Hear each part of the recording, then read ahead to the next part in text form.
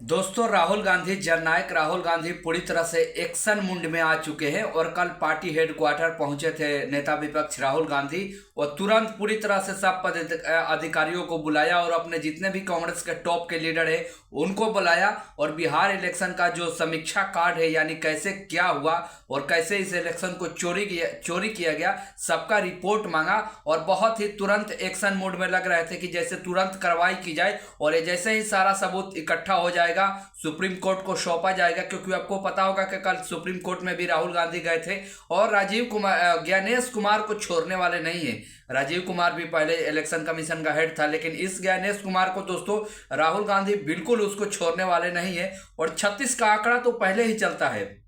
राहुल गांधी और गणेश कुमार जब से ये इलेक्शन कमीशन का हेड बना है तब से पटता ही नहीं है। स्वाभाविक सी बात है कि राहुल गांधी से गणेश कुमार बहुत डरता है। वो पब्लिकली नहीं बोलता है, मीडिया में नहीं बोलता है, लेकिन अंदर से वो आदमी बहुत डरता है। कारण ये है कि उसको भी पता है कि जो उसकी आका की सत्ता है, उसकी पापा की जो सत्ता है, वो परिवर्तन होगा। 2 ढाई साल 3 साल में परिवर्तन होगा। उसके बाद क्या उसके साथ होने वाला है, इसलिए वो आदमी पूरी तरह से डरा रहता है और राहुल गांधी की एक भी सवाल का जवाब देने से बचता है।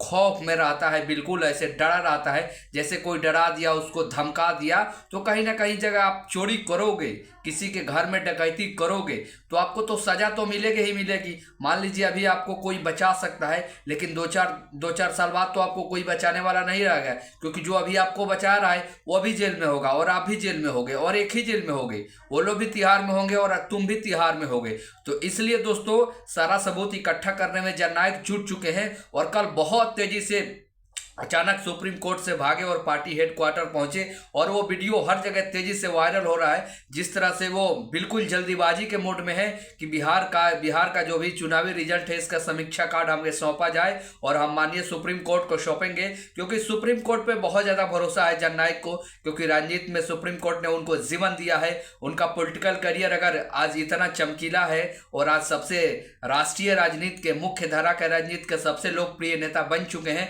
तो कहीं ना कहीं सुप्रीम कोर्ट का भी बहुत बड़ा योगदान है।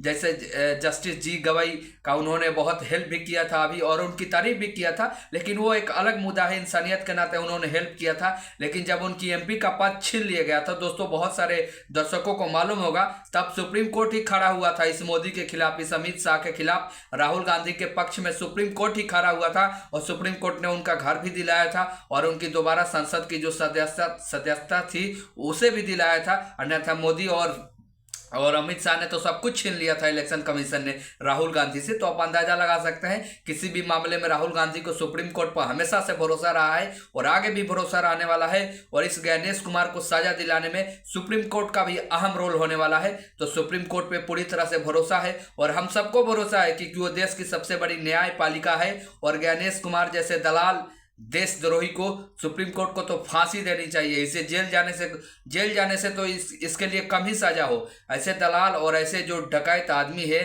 जो सरकार के इशारे पे दूसरों को घरों को कब्जा करता है, यानी दूसरे के मतों को लूटता है और दूसरे को जिताता है, ऐसे आदमी को फांसी की ही सजा होनी चाहिए। इसके लिए तो जेल कम है, लेकिन जब भी ये जेल जाएगा अस्थायी रूप से जाएगा, अभी भी इस पे कार्रवाई होगी। सुप्रीम कोर्ट ये तो गलत किया है, ये डकैती किया है, इसमें कोई दो राय नहीं है। सुप्रीम कोर्ट के पास रिपोर्ट जाएगा, सुप्रीम कोर्ट उसको जांच करेगा, बढ़िया से देखेगा, तब तो ये गलती पाएगा।